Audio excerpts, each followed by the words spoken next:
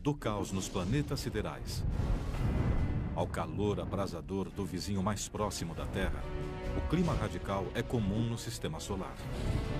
Também enfrentamos extremos aqui na Terra, mas nada comparado às mais repentinas, torrenciais, poeirentas e brutais tempestades extraterrestres. O clima no espaço. Na Terra, o Sol dita o nosso clima. E às vezes o faz de forma violenta. Quando frio e calor colidem na atmosfera, cuidado. Isso se aplica ao clima local e ao global. Mas as tempestades em outros planetas são mais intensas, severas e estranhas que suas similares na Terra. Por que disso? Devido ao Sol? Se não for isso, o que mais alimenta sua fúria? As leis básicas da natureza, as regras do jogo, são basicamente as mesmas em todo o sistema solar. Mas cada planeta disputa o jogo de modo próprio. Neste momento, em Marte, o planeta inteiro está sendo coberto pela poeira.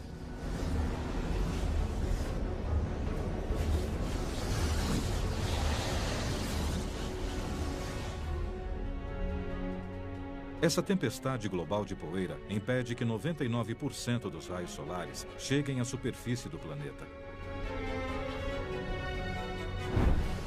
Na verdade, é um sistema de tempestades menores, porém intensas, que levantam a poeira na atmosfera. Após seu início, o céu marciano leva meses para voltar a clarear. De certa forma, Marte possui o clima mais surpreendente do sistema solar. É raro haver um evento climático que possa afetar todo o planeta. Mas se as regras básicas sobre quente e frio são as mesmas em Marte, por que o clima é tão diferente da Terra? Para começar, Marte tem metade do tamanho da Terra. E como fica 50% a mais distante do Sol, então é muito mais frio. A temperatura média em Marte é 62 graus Celsius negativos, ou seja, é quase 54 graus mais frio que a Terra, e sua atmosfera é extremamente rarefeita e composta principalmente de dióxido de carbono. Mas talvez a diferença mais importante seja essa. Marte é um enorme deserto. Como seria a Terra sem água? Bom, haveria muita poeira. Não há água líquida na superfície de Marte e há muito pouca água na atmosfera. Não há como conter a poeira. Na Terra, as tempestades de areia são localizadas e passageiras. A razão para essa diferença em escala é que as tempestades geram seu próprio clima em Marte, enquanto na Terra elas acabam dependendo do clima ao redor dela. Em outras palavras, na Terra, o sistema climático global gera tempestades de areia. Em Marte, as tempestades geram um sistema climático global. Há muito, os astrônomos observaram as grandes tempestades de areia em Marte através dos telescópios na Terra. Mas antes, não podiam ver o que as causava. Isso exigia uma viagem até Marte.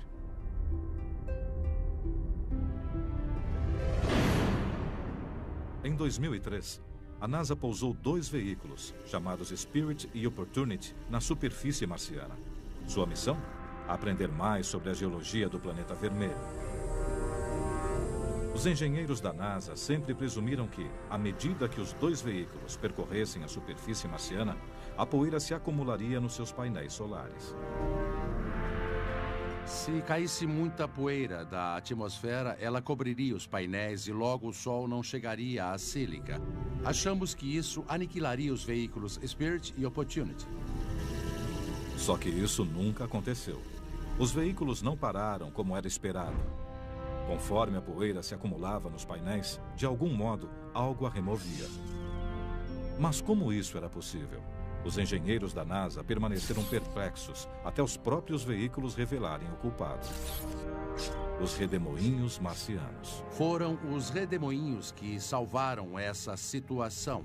Eles chegaram e limparam os painéis solares bem na hora em que esperávamos começar a ter problemas. Há belas fotos que mostram os redemoinhos cruzando a atmosfera marciana, soldados espectrais deslocando-se à distância. Na verdade, o redemoinho é uma convecção, ou forma extrema de ar quente ascendente. O ar quente quer subir e faz isso como a água ao descer pelo bueiro. Esse ar sobe para as partes mais frias da atmosfera. Sempre que o ar mais quente, que é menos denso, sobe através do ar mais frio, que é mais denso, ele rodopia à medida que sobe. A convecção pode ser muito possante, forte o suficiente para erguer objetos. Na Terra, ele suspende a umidade, e é assim que as tempestades se formam. Mas em Marte, não há umidade. Então ele levanta poeira seca e escura, gerando enormes tempestades de areia. Uma vez no ar, as nuvens de poeira marciana absorvem a luz do Sol e aquecem a atmosfera. Isso aumenta a convecção, erguendo ainda mais poeira. Isso gera mais ventos que levantam mais poeira, que pode se espalhar por centenas de quilômetros ou até mesmo, em alguns casos, envolver todo o planeta. Como a atmosfera marciana é muito rarefeita, não demora muito para que o ciclo entre em ação. Tem muita diferença entre a temperatura da superfície e a do ar, por isso a convecção é muito mais vigorosa. Em geral, a Terra não apresenta as temperaturas extremas de Marte. Mas às vezes, aqui e ali, nos desertos da Terra, a convecção pode se assemelhar muito à marciana, originando também redemoinhos. Já na Universidade Estadual do Arizona, Lynn Nicrace faz redemoinhos artificiais em laboratório para estudá-los melhor. Ele usa um gerador de vórtices e substitui o gelo seco mais leve por poeira. O que ele cria não é uma réplica exata de como os verdadeiros redemoinhos se formam, mas permite que vejamos como poeira e detritos são captados. Os redemoinhos naturais se formam de baixo para cima, já os tornados se formam de cima para baixo. Então, o mecanismo é ativado gerando o fluxo de ar, e à medida que esse fluxo dos ventiladores gira para o solo, forma-se um vórtice. Em outras palavras, o gerador de vórtice, basicamente um aspirador enorme, imita a ação giratória da convecção. Repare que há uma base mais branca de onde as partículas maiores do gelo seco estão sendo sugadas. O vórtice se comprime e se expande mais acima. O centro do núcleo é onde ocorre a maior parte da suspensão. Os redemoinhos marcianos têm sido úteis, mantendo os veículos limpos, mas não estariam afetando o resto do planeta? Alguns cientistas acham que eles são tantos simultaneamente e erguem tanta poeira na atmosfera que juntos desencadeiam essas tempestades de areia bem maiores. Eles geram padrões de vento. Numa área tem ar quente, em outra ar frio e o ar começa a rodopiar. Logo, a poeira é lançada sobre todo o planeta. Há dados que indicam que talvez ocorram mais de 100 redemoinhos diários por quilômetro quadrado em certas épocas do verão. O alcance dos redemoinhos pode variar de algumas centenas de metros até 10.000 metros de altura. Há redemoinhos imensos que jamais veríamos na Terra. Os grandes redemoinhos que ocorrem em Marte lembram os tornados aqui da Terra, que chegam a atingir quase 10 quilômetros. Eles são, de fato, sistemas monstruosos. Os redemoinhos da Terra não têm força para produzir esse tipo de caos aqui. Sorte nossa. Mas o que aconteceria com a Terra se uma gigantesca tempestade de areia, no estilo marciano, nos afetasse? Se houvesse tempestades de areia na Terra, do porte das que há em Marte, a cidade seria envolvida por uma névoa alaranjada. A qualidade do ar é prejudicada durante a tempestade. A poeira bloqueia o sol, interrompendo a fotossíntese. Sem as plantas, não há comida. E a temperatura cai. Há 65 milhões de anos, um asteroide pode ter atingido a Terra, gerando essas mesmas condições e aniquilando os dinossauros. Elas não vão ocorrer na Terra porque a chuva e a umidade se condensam sobre as telas de poeira, removendo-as da atmosfera. E é muito difícil que haja algo assim, dadas as condições climáticas da Terra.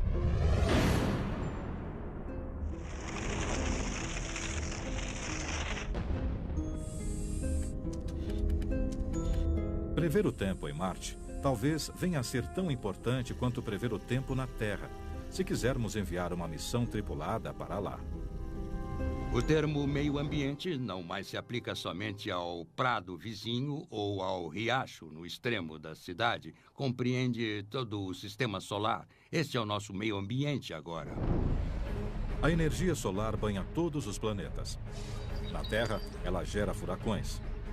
Em Marte, tempestades de areia de amplo alcance. Mas quase sem dispor de energia solar, o distante Netuno produz ventos violentos e possantes. De onde eles vêm e até que ponto são maléficos? Se os ventos de Netuno chegassem à Terra, essas tempestades extraterrestres nos aniquilariam literalmente.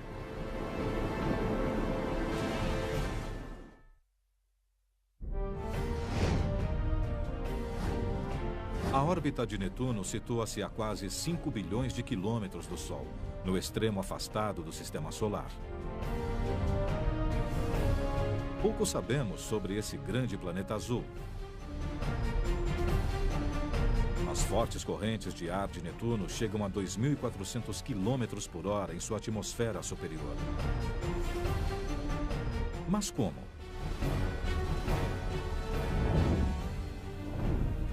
O Sol controla o clima na Terra e em Marte.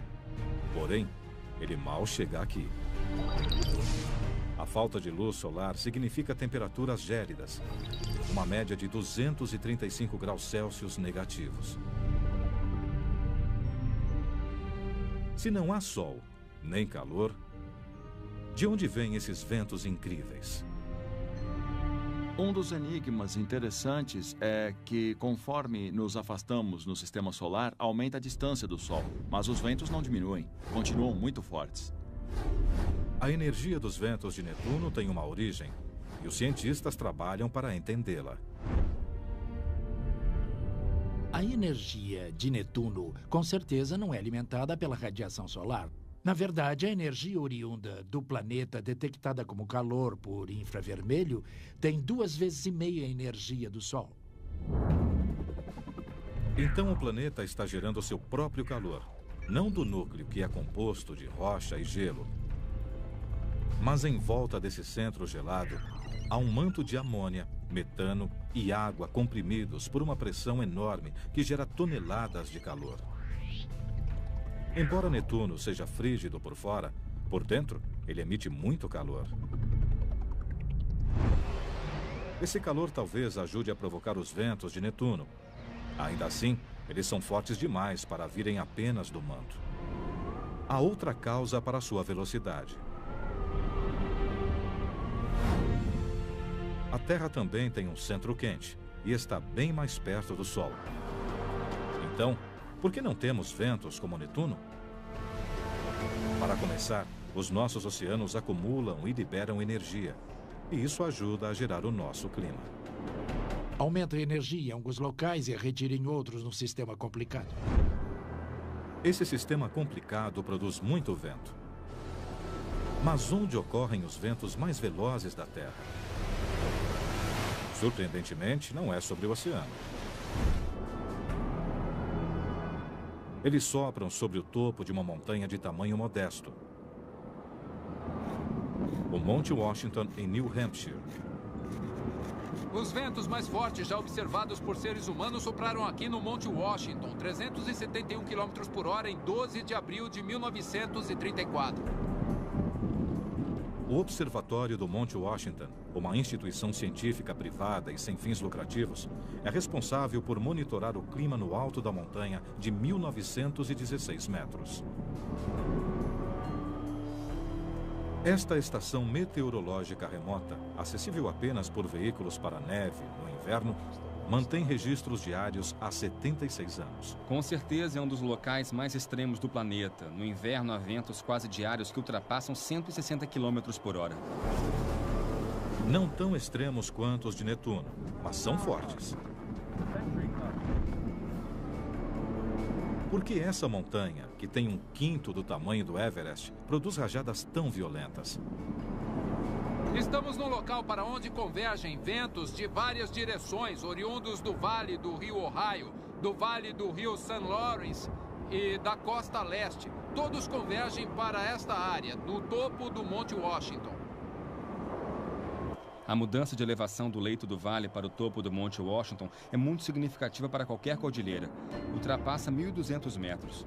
O ar é forçado a ultrapassar o topo da montanha e, ao se comprimir sobre o topo, ele acelera. Eles o medem pontualmente a cada hora, 24 horas por dia, 7 dias por semana.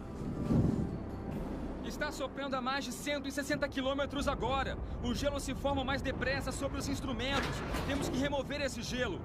Apesar do vento extremo, temos que fazer isso de hora em hora.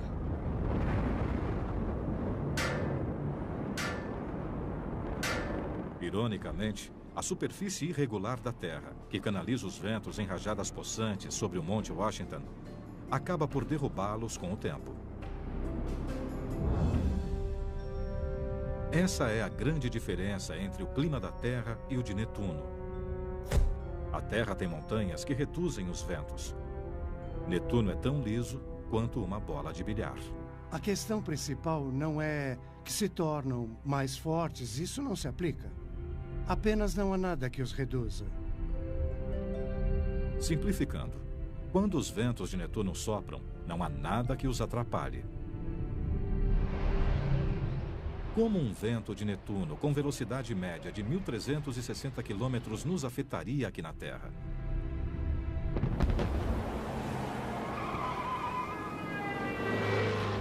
Na Terra temos ventos com força de furacão que chegam a 160 km por hora. Consideramos isso bem perigoso. Se enfrentássemos na Terra os ventos de Netuno de 1.400 km por hora, eles destruiriam tudo na superfície, arrancariam tudo. O gigantesco Netuno transforma o vento em algo extremo e quase irreconhecível.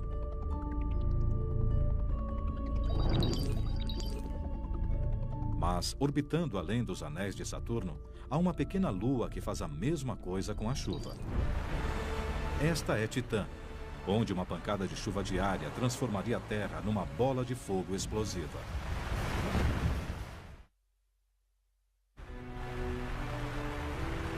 O dia está nublado e começa uma chuva fraca. Aqui na Terra, você pegaria seu guarda-chuva e consideraria isso ligeiramente inconveniente. Mas essa não é a Terra. Nem é uma chuva comum. Você está em Titã, uma pequena lua de Saturno. E sob esse aguaceiro químico, você precisaria mais do que um guarda-chuva para protegê-lo. As regras do clima na Terra, com certeza, não se aplicam aqui. Mas a Terra e Titã têm muitas semelhanças. Na Terra, temos uma superfície sólida, uma atmosfera protetora e bastante água. Tudo isso torna a vida possível no nosso planeta. Na verdade, não há nada que se compare à Terra no sistema solar. Mas Titã chega perto. Como a Terra, ela tem uma superfície sólida, e isso não é tudo. Titã tem uma atmosfera que, de modo geral, é bem similar à da Terra. Contém nitrogênio, assim como a atmosfera terrestre, e também é rica em material orgânico, como nossa atmosfera. Mas similar não significa igual. Aqui na Terra, a nossa atmosfera tem uma grande quantidade de água de forma constante, que sempre evapora e retorna em forma de chuva, como aqui, na ilha havaiana de Kauai. Estou nas encostas do Monte Waialeale. Esta montanha envolta por nuvens. Aqui chove mais de 12 mil milímetros por ano. O ciclo da água na Terra começa quando o ar úmido e aquecido do oceano sobe, formando nuvens que acabam se condensando em chuva. A chuva cai sobre o solo e escoa para o oceano, recomeçando o ciclo.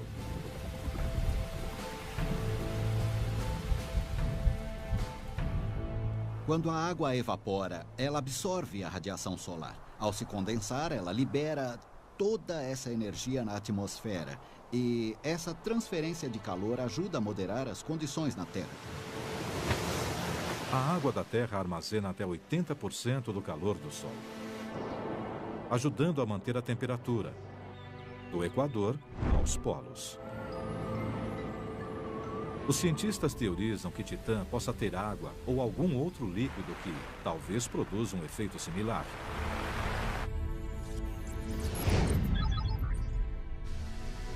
Em 2004, quando a sonda Cassini da NASA visitou Saturno, encontrou provas relevantes que corroboram essa ideia. Se fôssemos a Titã e observássemos a paisagem, veríamos algo de certa forma bastante familiar. Veríamos grandes montanhas e vales que foram entalhados por líquidos correntes.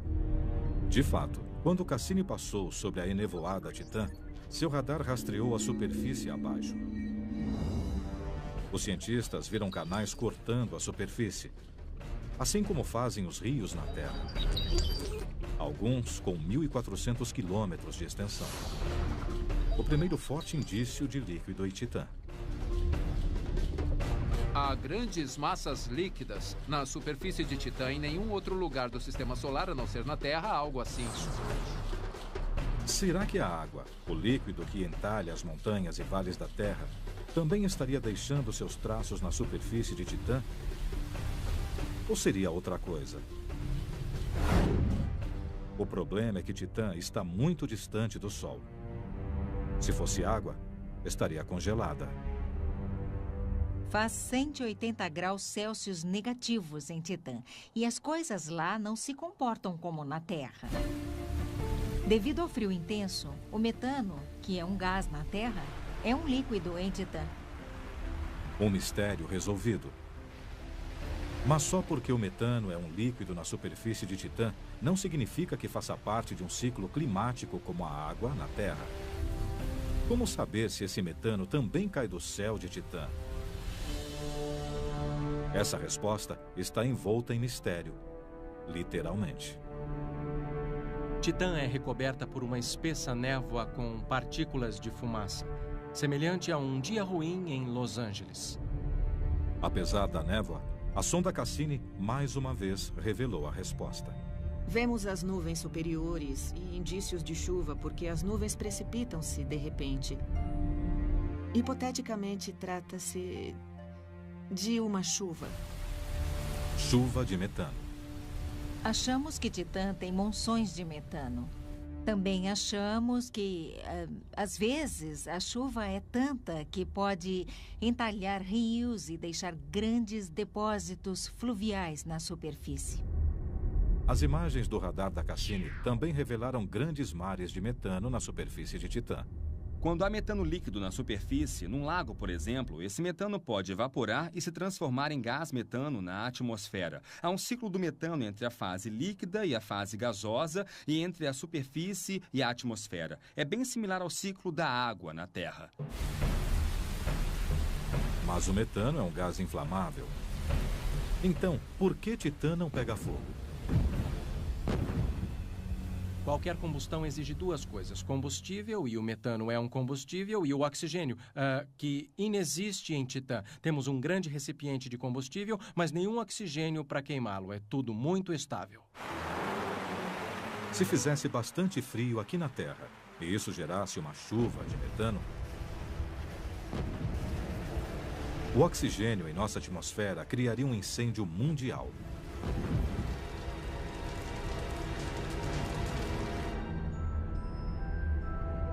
Felizmente para nós, isso não vai acontecer.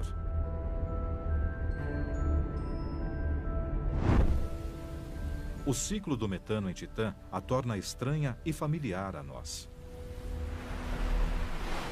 Considero Titã fascinante, porque todos os materiais são muito diferentes e, no entanto, esses processos geram paisagens bem similares à que vemos na Terra. Titã prova que, no que diz respeito ao clima, as aparências enganam. Em Júpiter, a questão envolve tamanho. Se a grande mancha vermelha atingisse o nosso mundo, ela faria nossos piores furacões parecerem brisa.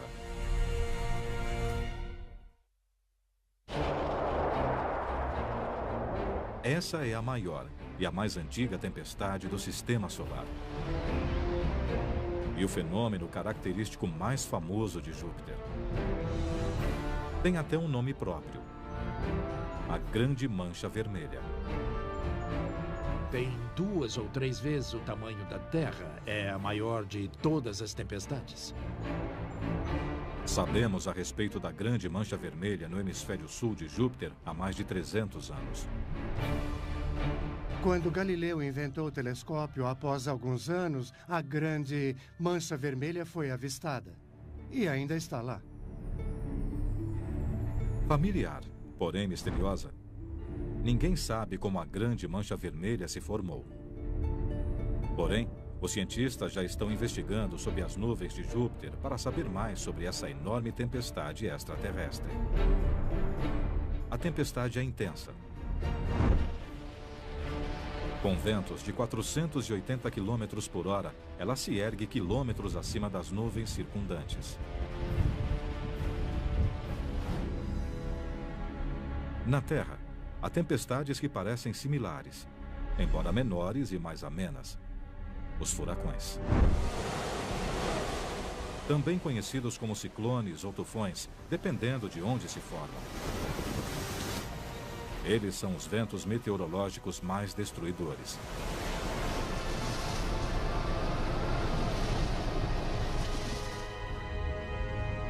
No entanto, há mais do que uma ligeira semelhança entre os ciclones da Terra e a Mancha Vermelha de Júpiter. Se olharmos a Terra do espaço, um furacão apresenta um padrão amplo e giratório. É circular e gira. Júpiter exibe padrões amplos, circulares, nebulosos, que também giram. A similaridade acaba aí. No furacão, nós temos um núcleo interno chamado o olho do ciclone tropical. É uma região de ventos muito calmos, sem nuvens, com cerca de 10 ou 20 quilômetros de diâmetro. Longe do núcleo fica a parede do olho. São áreas nebulosas com muita chuva e, à medida que nos afastamos, há uma região de algumas centenas de quilômetros com ventos e chuva muito fortes. Os furacões extraem força do calor em nossos oceanos. Mas Júpiter não tem oceanos. E o Sol não está perto o bastante para causar uma tempestade tão grande quanto a Grande Mancha Vermelha. Então, de onde viria a sua força? Parte da resposta está no tamanho de Júpiter. É o maior planeta do Sistema Solar, quase tão grande quanto todos os outros planetas juntos.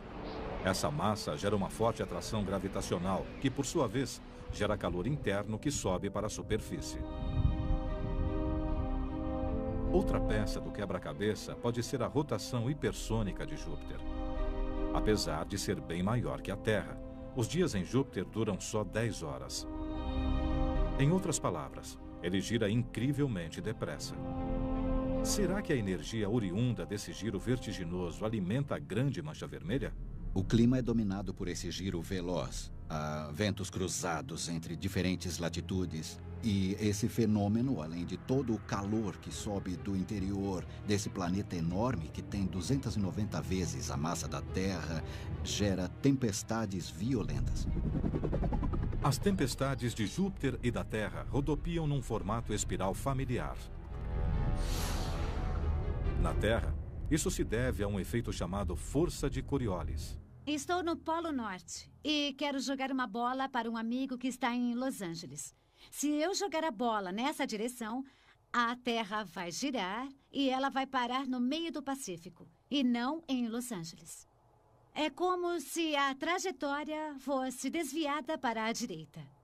Isso se chama força de Coriolis. Essa força gira as tempestades no sentido horário no hemisfério sul.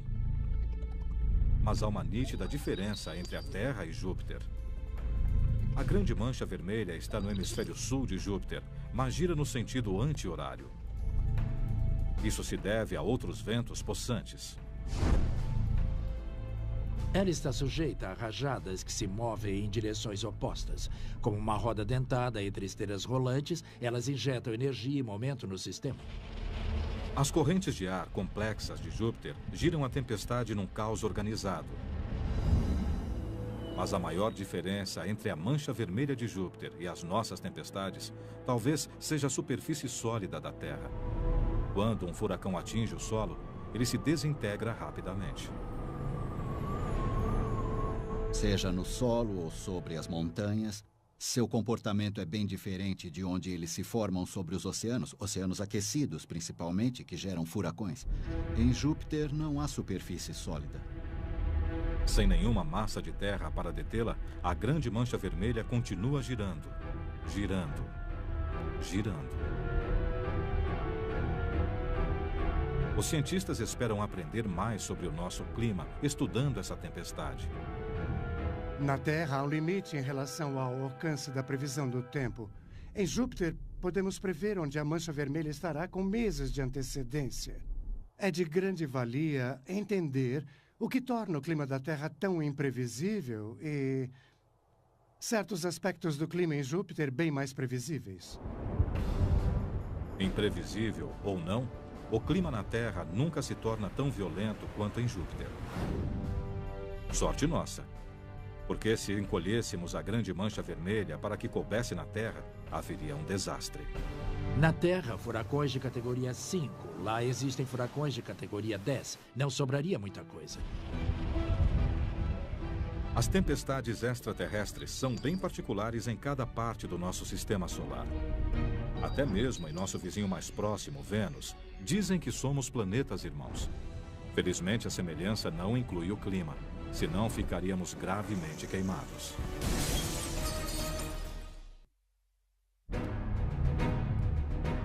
Vênus pode ser nosso vizinho mais próximo, mas, de algum modo, seu clima é radicalmente diferente do nosso. O segundo planeta, a partir do Sol, é uma mistura de aterro de lixo tóxico com o Vale da Morte. Só que pior. Acho que seria quase uma definição planetária do inferno. A temperatura é de 480 graus Celsius. A pressão na superfície é a mesma encontrada a 800 metros abaixo do oceano na Terra. E como se isso não bastasse, a atmosfera superior de Vênus é asfixiante, devido às nuvens de ácido sulfúrico, e os ventos registram 400 km por hora. A melhor comparação com Vênus equivaleria a entrar no forno e acendê-lo. Quanto à pressão, nós usamos o mergulho profundo, mas não tem nada que se compare à Terra. É um planeta muito, muito extremo. Em Vênus, não há como fugir do calor. Se criássemos um hotspot em Vênus, a atmosfera opressiva tomaria o calor e o espalharia. Vênus brilha tanto no céu noturno porque suas nuvens espessas refletem quase toda a luz solar que recebem. Na verdade, alguns cientistas no passado acreditavam que Vênus tivesse temperaturas moderadas como na Terra. Quando uma espaçonave passou por Vênus em 1962, achamos que sua superfície seria de 32 graus Celsius, como Miami, na Flórida. Era um equívoco tremendo. Há algo mais atuando em Vênus. Mas o quê? Por que Vênus não esfria assim como a Terra? Na Terra, por exemplo, a luz do Sol atinge sua superfície. A Terra aquece um pouco, mas o oxigênio e o nitrogênio da atmosfera não obstruem a luz. Ao ser liberada pelos raios infravermelhos, ela atravessa a atmosfera e vai para o espaço. Mas em Vênus, a atmosfera contém 97% de dióxido de carbono, dando um significado novo ao efeito estufa. É extremamente difícil para a superfície expelir sua energia. Vênus nos ensinou uma lição. O gás inerte ou gás estufa pode esquentar demais a atmosfera. Mas por que Vênus tem bem mais CO2 na atmosfera que a Terra? Os dois têm muito em comum. São até chamados de planetas irmãos. São quase do mesmo tamanho. Têm praticamente a mesma quantidade de carbono e há bilhões de anos ambos tinham muita água. Mas eras atrás, suas trilhas misteriosamente divergiram. Na Terra, a água fomentou a vida. A Terra possui a maior parte do seu carbono em formas de vida, nas árvores, nos animais. Mas se tirarmos todo o carbono que está nas rochas próximo à superfície e o queimarmos ou liberarmos, nós criaremos uma atmosfera bastante semelhante à de Vênus.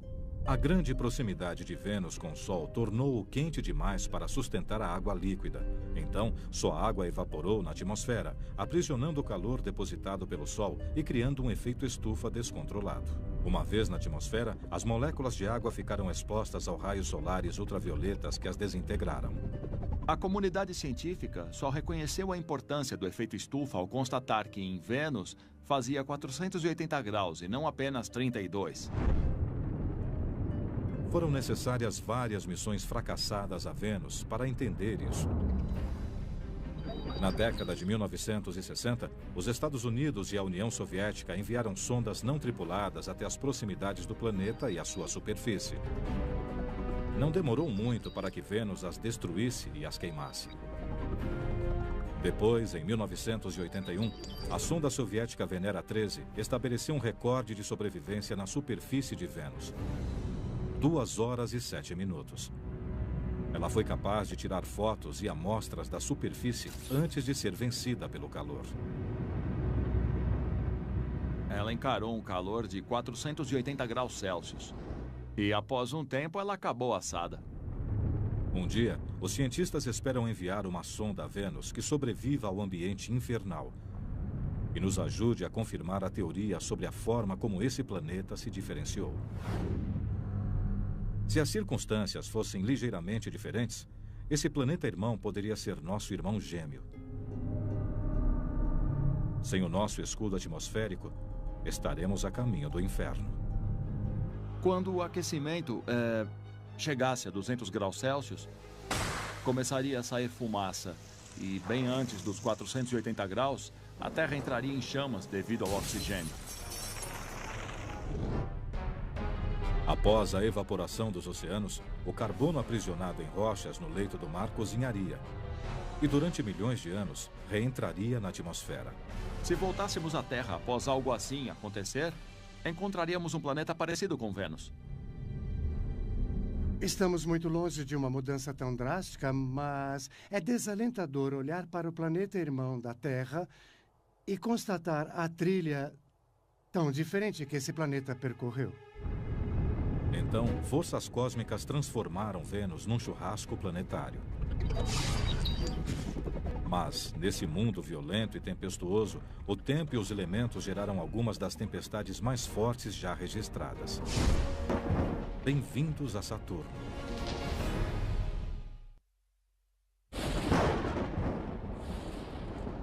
Raios cortam o céu.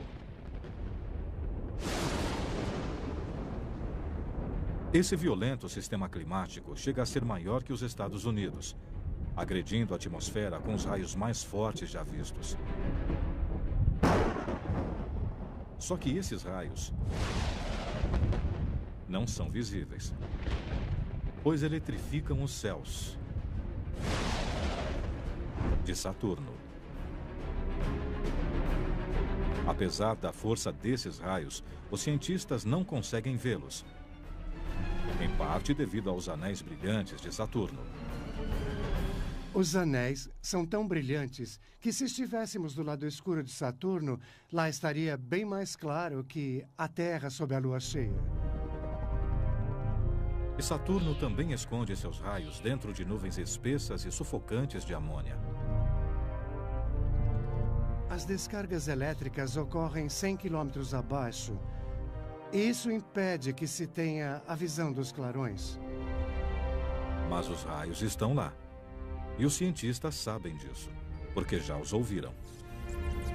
Detectores de ondas de rádio no satélite Cassini registraram o som dos raios de Saturno.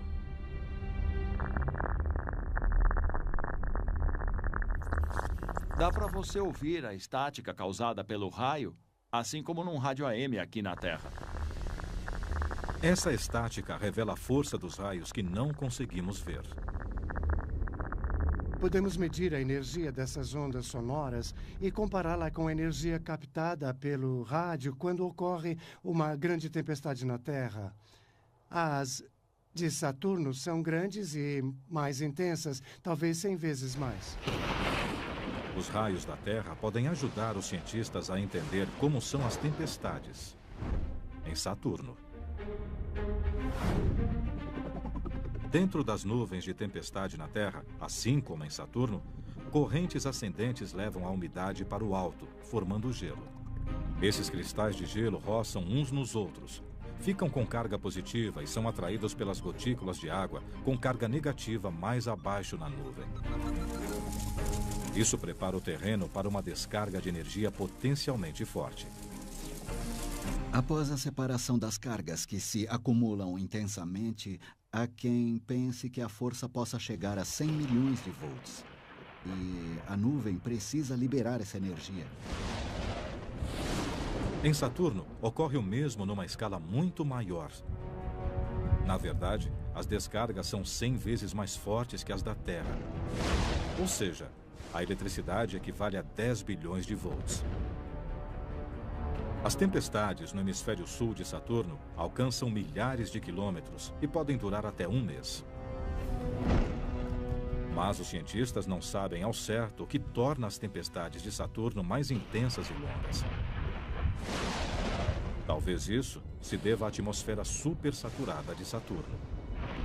Comparativamente, o fato de haver mais água na atmosfera de Saturno talvez potencialize as tempestades. Mais gotículas de água significam mais fricção, ou seja, raios maiores. Mas a energia que emerge do planeta também pode contribuir para a força das tempestades de Saturno. O fato é que o corredor de raios em Saturno situa-se num local onde os ventos sopram mais devagar. Se nos aprofundarmos na atmosfera, os ventos serão os mesmos. É um local onde a energia liberada mais abaixo pode chegar à atmosfera superior sem ser desviada. Isso permite que as tempestades sejam organizadas. A atmosfera da Terra não é assim. Embora nossas tempestades possam ser violentas, não são nada em comparação com as de Saturno. Mesmo uma super tempestade modesta em Saturno seria devastadora aqui. Uma tempestade típica de Saturno na Terra abrangeria toda a América do Norte e teria chuva e ventos muito fortes. Seria realmente alguma coisa sem precedentes na Terra. As tempestades hiperviolentas de Saturno provam que nossos vizinhos planetários têm climas bem mais brutais que o nosso.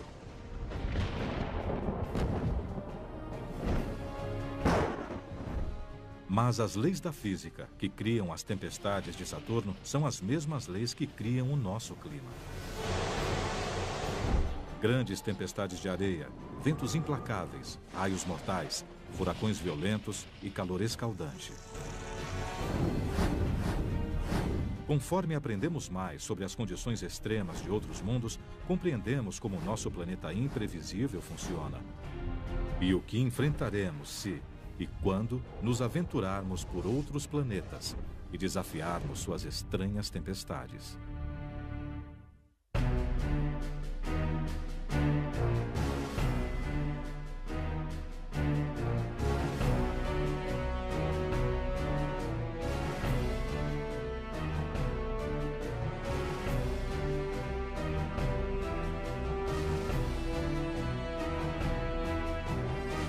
Versão brasileira, DPN Santos.